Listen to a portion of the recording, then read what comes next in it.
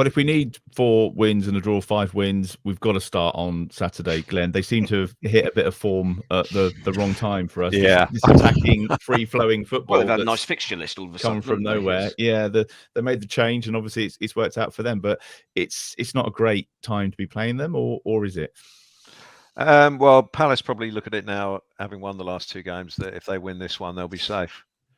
So, and they will certainly be looking at this game as one that they can win, and then they can phone it in for the rest of the season. Almost, a lot of players think in the middle and lower level clubs. So, I mean, I was surprised that Vieira got sacked, to be honest, because I thought he'd done a relatively decent job. He'd had a horrible fixture list either side of Christmas, and they've got a new manager bounce out of a guy who, if he bounced anywhere, he'd break a hip, wouldn't he? But fair play to him. I didn't see it coming, and I've spoken to a couple of Palace fans as well, who are mates of mine, and they couldn't believe Vieira got sacked either, and they just thought, why are we going backwards, to Hodgson? But it's one of those. I mean, it's a nice story. Roy Hodgson's not someone you could dislike. Fair play to him. Watford fans might disagree. Yeah, Watford fans might disagree. He didn't do a great job there, but they had. You mentioned those players earlier on: Zaha, Elise, Eze. They're exciting players. They're good players. They're the sort of players you want to watch. And if you can mould that into a team structure, then great. And fair play to him. I liked the recruitment of those guys, Elise and Eze. I just thought was spot on. So I'm kind of glad from that point of view that they're going to be safe. Could have got them, Glenn.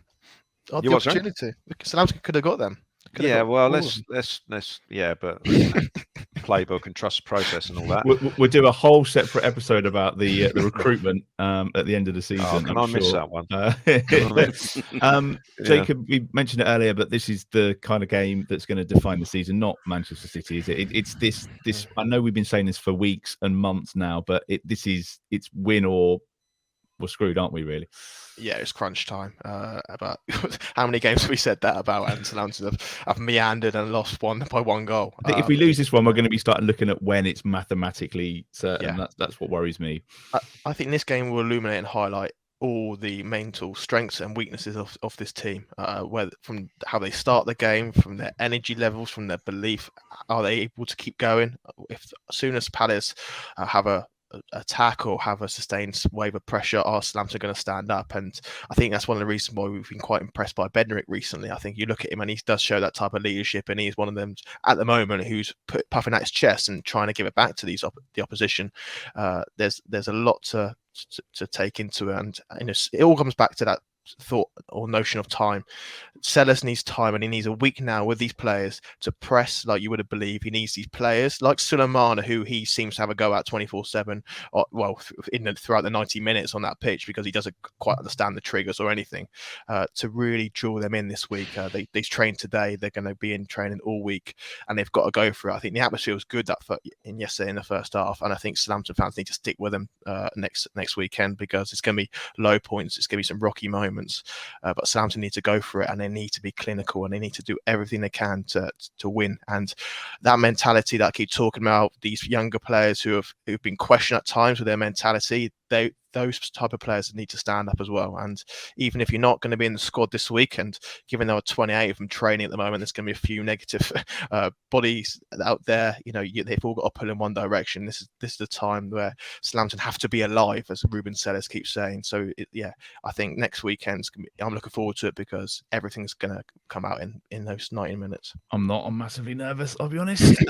Let's do some score predictions, Glenn. I know you said a 1-0 defeat. Do you want that? Should I put you down for a 1-0 defeat? Oh yeah. Yeah. Steve, score prediction from you, please, sir. Well, it's shit or bust, isn't it? So 1-0 defeat. No, I kind of feel that as a supporter, I've got to have optimism at some point. So yeah, why not 1-0 win? A 1-0 win. All right. And Jacob? My favourite scoreline's back. 2-1 win Southampton. 2-1 win. All right. Okay, fair enough.